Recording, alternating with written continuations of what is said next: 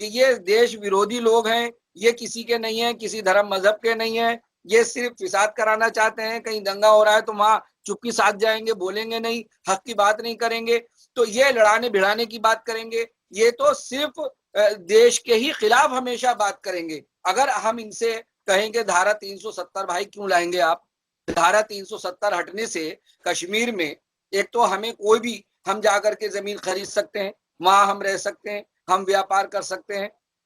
जिन हमारे भाइयों ने, हमारे कश्मीरी भाइयों ने जो पलायन किया, वहां से छोड़कर आए, आज वो जाकर रह सकते हैं। वो अपने, जिसका घर छूटता है उसके दर्द को समझे हम, कि जिसका घर छूटता है, जिसका कारोबार छूटता है, जिसका रोजगार छूटता है, जिसके रिश्तेदार खानदान जहां वो पला बड़ा, जहां पैदा हुआ, वो उससे उसका घर छूटता है, उसका वतन छूटता है, तो उसके दिल से पूछा जाए तो मैं तो धारा 370 अगर हटी है तो इसलिए कि सब खुशी के साथ रहें, कारोबार करें और सबके कानून एक जैसे रहें, उनको भारत की नागरिकता मिले, देश की नागरिकता मिले, पूरे देश का झंडा एक रहे, हम सब मिलकर रहें, हम सब भाई भाई बनकर रहें, हम मिलजुल कर व्यापार करें। अरे तो इसलिए तो धारा 370 हटी है।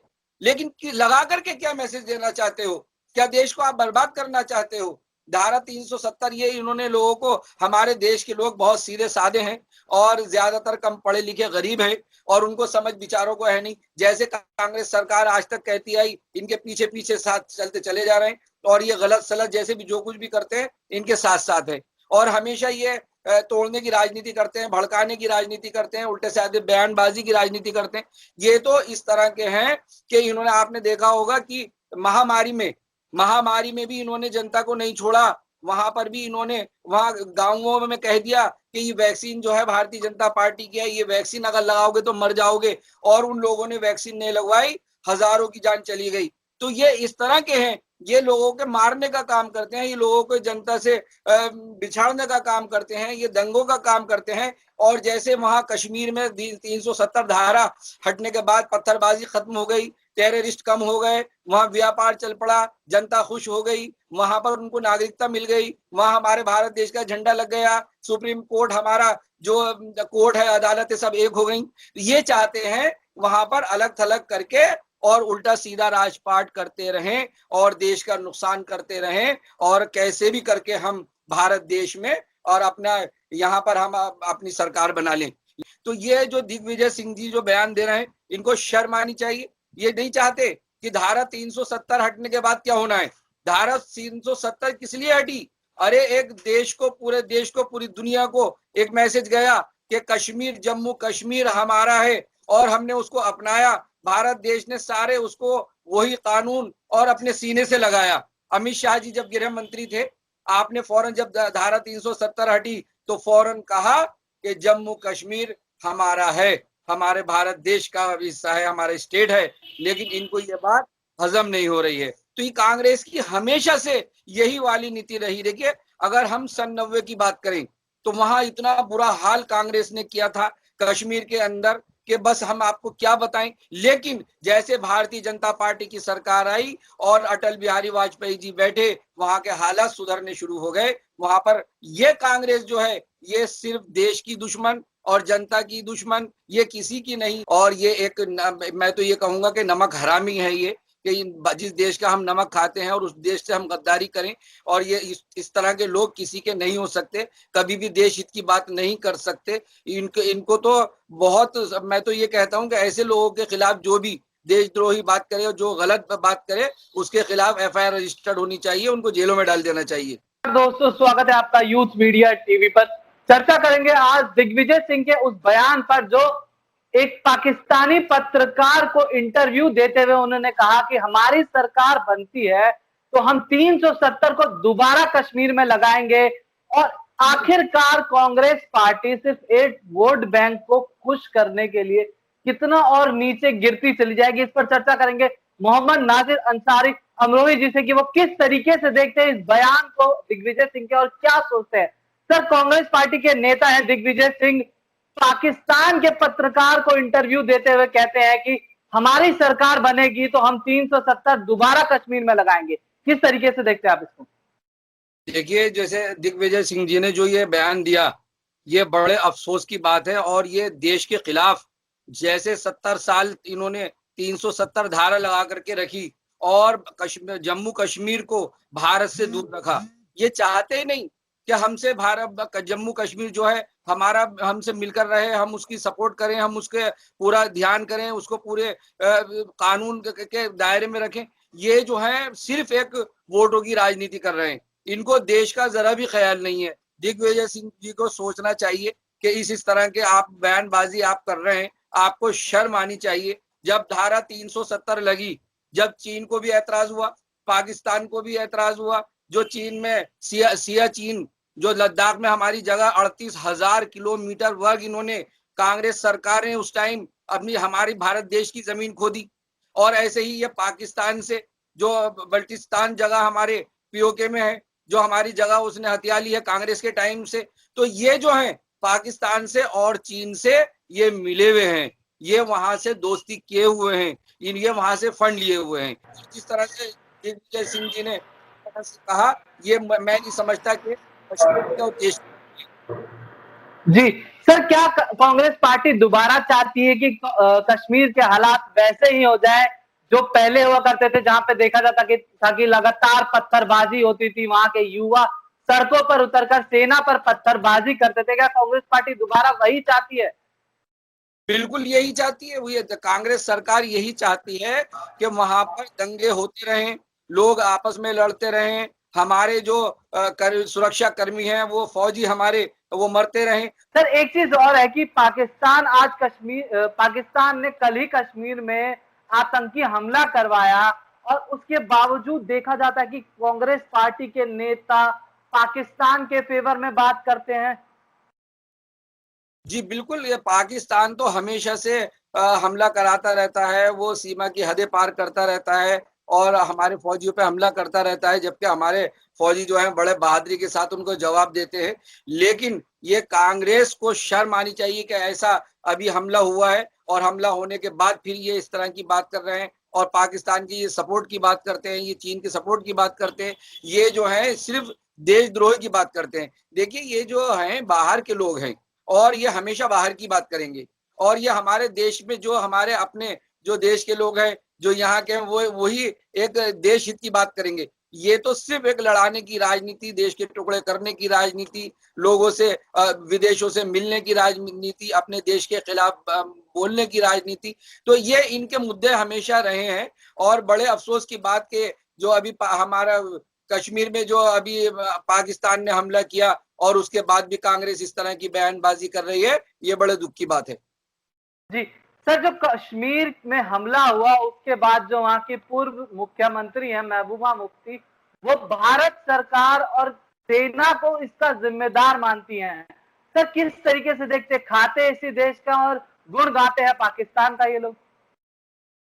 देखिए, ये इनकी राजनीति वहां आप समझ रहे हैं कि किस तरह की उन लोगों की राजनीति है और वो लोगों को गुमराह किस तरह से करते हैं, वहां की जनता को किस किस तरह से वो गुमराह करते हैं, झूठ बोल बोल करके। और ये एक मैं तो ये कहूंगा कि नमक हरामी है ये, कि जिस देश का हम नमक खाते हैं और उस देश से हम गद्दारी करें। और ये इस तरह के लोग किसी के नहीं हो सकते, कभी भी देश हित की बात नहीं कर सकते। इनको तो बहुत, मैं तो ये कहता हूं कि ऐसे लोगों के खिलाफ जो भी देशद्रोही बात करे और जो गलत बात करे, उसके खिलाफ एफआईआर रजिस्टर्ड होनी चाहिए, उनको जेलों में डाल देना चाहिए। जी सर, एक चीज और है कि जो कांग्रेस पार्टी के नेता है मणिशंकर अय्यर जी, वो पाकिस्तान में जाकर पाकिस्तान से मदद मांगते हैं मोदी को हटाने के लिए। कहते हैं कि पाकिस्तान हमारी मदद करे मोदी को हटाने में। इसको किस तरीके से देखते हैं आप? देखिए, ये कांग्रेस सरकार गद्दार है और इस तरह की बात के पाकिस्तान एक दुश्मन देश में जाकर के, जहां से हमारा और उसने हमारा कश्मीर उसकी तरफ है और ये उससे जाकर इस तरह की ये बातें कर रहे हैं। पहली बात तो ये है कि पाकिस्तान है क्या? भारत देश एक मजबूत हमारा देश है और पाकिस्तान क्या है? कुछ भी नहीं है। और वहां जाकर के क्या ये मदद मांगेंगे? ये तो एक गुमराह कर रहे हैं, लोगों को बेवकूफ बना रहे हैं। वहां जाकर के क्या मैसेज देना चाहते हैं? कितने बड़ी अफसोस की बात है कि एक देशद्रोही बात, ये देश के खिलाफ बात, कि आप वहां जाकर के पाकिस्तान से क्या मदद आप मांग रहे हैं पाकिस्तान से? कि मोदी वो शख्सियत है, नरेंद्र मोदी प्रधानमंत्री जी, कि जिनको दुनिया उनको सलाम कर रही है और दुनिया उनके काम को सलाम कर रही है, दुनिया उनको अवार्ड दे रही है, जिन्होंने पूरा भारत देश को एक विकास के ले जाकर के खड़ा कर दिया है। आज पाकिस्तान एक छोटा सा, जितना बड़ा हमारा योगी आदित्यनाथ जी हमारा उत्तर प्रदेश है, 23 करोड़ की आबादी, इतना ही सारा पाकिस्तान है। वहां इतनी आबादी पाकिस्तान में, सारे पाकिस्तान में, ये पाकिस्तान को क्या समझ के जा रहे हैं? क्या करेगा पाकिस्तान? पाकिस्तान को तो भारत देश यूं ही हिला करके रख देगा। लेकिन बड़े दुख की बात यह है कि हमारे देश के लोग और इस तरह से कांग्रेस के जो नेता हैं और हमारे दुश्मन देशों में जाकर के और वहां जाकर के हमारे लोगों की और हमारे देश की और हमारे प्राइम मिनिस्टर की वहां जाकर के बुराई करें और कहें कि आप हमसे मिले और आप हमारी मदद करो। बड़े दुख की बात है। ऐसा क्या मदद लेने गए हैं? क्या कराना चाहते हैं आप हमारे देश में? क्या करना चाहते हैं प्रधानमंत्री जी के खिलाफ? क्या करना चाहते हैं हमारे भारत देश के खिलाफ? ऐसे लोगों के खिलाफ कड़ी से कड़ी कार्रवाई होनी चाहिए। जी सर, जो शशि थरूर हैं कांग्रेस पार्टी के नेता, वो एक शब्द को जड़ने की कोशिश करते हैं, कहते हैं कि हिंदू तालिबान। इसको किस तरीके से देखते हैं? क्यों आखिर हिंदुओं को ये टारगेट करते हैं लोग? देखिए, ये हमेशा से आप देखिए पॉलिटिकल मामला ही अपना एक तरफ से वोट करते हैं और हमेशा इन्होंने बराबर हिंदू मुस्लिम को लड़ाया। बहुत देखिए, इन्होंने जिस तरह से जम्मू कश्मीर को दूर रखा 70 सालों से, इन्होंने धारा 370 लगा करके रखी और हटाई नहीं। इसी तरह से ये हमारे हिंदू भाइयों को जो सुकून के साथ रह रहे हैं, यहाँ पर उनको ऐसे बयानबाजी कर करके उनके दिलों को चाहते हैं और उनको भड़काना चाहते हैं कि हमारे देश के अंदर, हमारे भारत देश में दंगे फिसाद हो। इसी तो ये चाहते नहीं कि हमारे देश में सुकून हो। और वैसे तो बात करते हैं कि हम सेकुलर हैं, हम सबके हैं, तो आप हिंदू भाइयों के लिए ऐसे क्यों आप गलत बात करते हैं और फिर आप जाकर के पाकिस्तान में इस तरह की बात कर रहे हैं? तो ये सारे नेता, जितने भी कांग्रेस सरकार के जितने भी नेता हैं, ये सारे इसी तरह के हैं। और आपने देखा भी होगा कि कहीं पे भी आप ले लीजिए, देशद्रोही नारे यही सरकार लगाएगी, हिंदू मुस्लिम के मुद्दे ये करेगी और हिंदू भाइयों को ये बिल्कुल एक्सेप्ट नहीं करेगी। ये तो हमेशा से इसी तरह से कि ये कभी भी उनके हक में नहीं बोलने वाली है, सरकारी किसी के हक में नहीं बोलने वाली है। जहां जहां इनकी सरकार है, सारी सरकार नाकाम, बिल्कुल बेकार रही। महामारी की ले लीजिए आप, चाहे आप जहां इनकी सरकारें हैं, हर तरह से ये फेल हैं। हर जगह ये झगड़े कराने की बात कर रहे हैं, हर जगह बस इनको तो सिर्फ एक सत्ता की बात। ये राहुल गांधी जी हैं, कुछ भी कह देते हैं, उनको ये नहीं मालूम हम क्या कह रहे हैं। इनके नेता दिग्विजय सिंह जी, देखिए कितना बड़ा अफसोस का बयान है कि 370। अरे जब आपने 70 साल लगा करके रखी तो क्या करा आपने? अगर 370 हटी तो आज पूरे देश को दिखाई दे रहा है कि हमारे हक में है। और दूसरा, इनको शर्म आनी चाहिए।